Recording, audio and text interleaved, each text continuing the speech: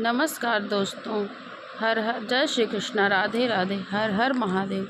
आज मैं आपको दूसरे श्रावण सोमवार व्रत कथा सुनाने जा रही हूँ। प्रेम से बोलिए शिव पार्वती जी की जय हो। बहुत समय पहले की बात है। एक छोटे से गांव में एक विधवा स्त्री रहती थी। अपने बेटे और बेटी के साथ रहती थी।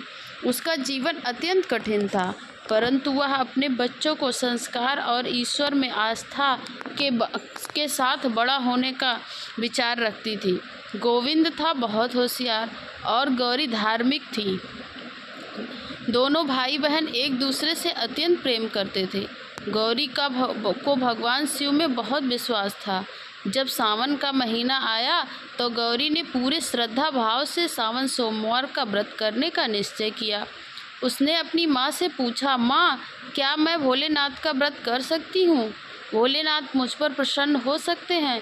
माँ ने प्रेम पूर्वक कहा, अगर तुम्हारा मन शुद्ध और श्रद्धा सच्ची है तो शिव अवश्य ही प्रसन्न होंगे। गौरी ने निर्जला व्रत करना शुरू कर दिया और हर सोमवार को शिव मंदिर जाकर पूजा अर्चना करती, बेलपत्र चढ़ाती और जलाभिषेक करती। गोविंद भी बहन के साथ मंदिर जाता, उसके व्रत में उसका पूरा साथ देता। लेकिन जीवन की राह हमेशा सीधी नहीं होती। गांव में एक साहूकार था जो बहुत लालची और निर्दयी था। एक दिन उसकी नज़र गौरी पर पड़ी। उसने तय किया कि वह किसी भी हालत में गौरी से विवाह करेगा। उसने गौरी की माँ के पास रिश्ता भेजा, लेकिन माँ ने साफ मना कर दिया क्योंकि वह उसकी बुरी नीयत जानती थी। इस अपमान से क्रोधित होकर साहूकार ने षड्यंत्र रचना शुरू कर दिया। उसने झूठे आरोप लगाकर गोविंद को चोर बता दिया और गांव में पंचायत से कहकर उसे कैद में करवा दिया। गरीब माँ और बहन की कोई सुनवाई नहीं होती थी। गौरी टूट चुकी थी, पर अपना व्रत नहीं तोड़ा उसने। वह हर सोमवार शिव मंदिर जाकर रोती और प्रार्थना करती, हे भोलेनाथ, आप त्रिकालदर्शी हैं, आप न्याय के देवता हैं। मेरे भाई पर झूठा आरोप लगा है, कृपया कर उसे मुक्त कीजिए। एक रात गौरी मंदिर में ही रोती रोती सो गई। सपने में शिव भगवान प्रकट हुए। उन्होंने कहा, गौरी, तुम्हारी भक्ति में से मैं प्रसन्न हूँ, परंतु क्या तुम परीक्षा देने के लिए तैयार हो? गौरी ने हाथ जोड़कर कहा, महादेव, मुझे जो भी कष्ट देंगे मैं सह लूँगी, पर कृपया मेरे भाई को मुक्त कर दीजिए। शिवजी मुस्कुराए और बोले, तुम्हें अगला सोमवार बिना अन्न और जल के मौन रहकर करना है। और दिन पर शिवलिंग पर 108 बेलपत्र चढ़ाने होंगे। अगर तुम पूरी श्रद्धा से करोगी तो तुम्हारा भाई निर्दोष सिद्ध होगा। गौरी ने अगले सोमवार को वैसा ही किया।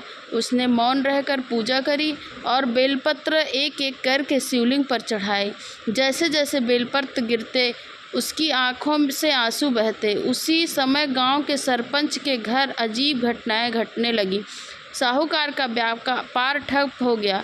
उसके घर में बीमारी फैल गई। उसी रात सरपंच ने सपने में शिव भगवान जी को देखा।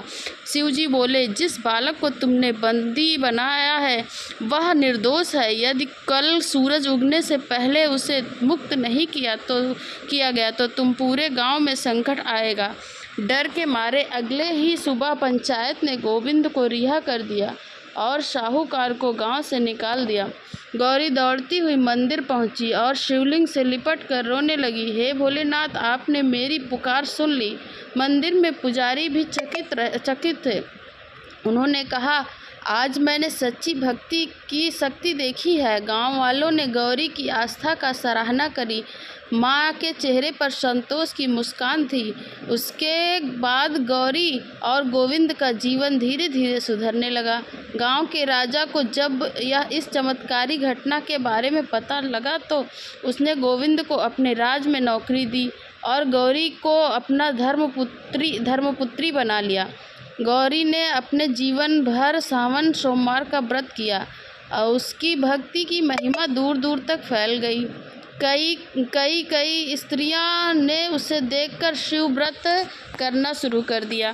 भोलेनाथ, जैसे आपने भाई बहन पर कृपा करी, वैसे ही सब भाई बहनों पर कृपा करना और अपने भक्तों पर कृपा करना।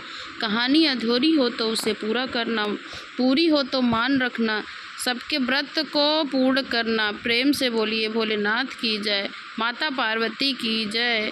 जय शिव भोलेनाथ। हर हर महादेव।